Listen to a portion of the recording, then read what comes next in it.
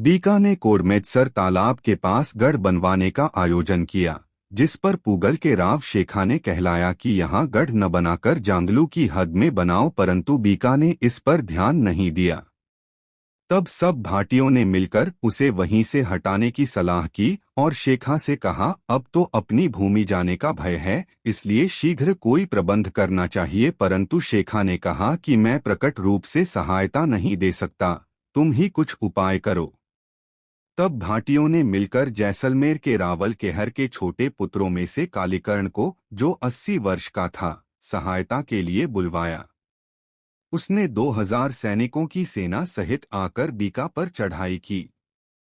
इधर बीका की भाटियों से युद्ध करने के लिए श्रीकरणीजी से आज्ञा लेने गया। बीका ने देशनोक पहुंचकर श्रीकरणीजी को वस्तुस्थिति से अवगत कराया। इस पर श्रीकरणीजी ने कहा कि युद्ध तो अनिवार्य है, भूमि इतनी सस्ती वस्तु नहीं होती कि बिना रक्त बहाए ही उस पर कोई शासन का अधिकारी बन सके। इसके बाद बीका कोडमेत्सर जाकर अपने काका कांधल और भाई बीदा तथा अन्य सरदारों को लेकर युद्ध की तैयारी करने लगा। उधर कालीकर्ण ने राव शेखा को युद्ध में सम्मिलित होने के लिए कहलाया, लेकिन उसे श्रीकरणीजी ने उस युद्ध में सम्मिलित न होने की सलाह दी, जिसके कारण उसने कालीकर्ण को सिर में अत्यधिक पीड़ा होने का बहाना बनाते हुए मना कर दिया।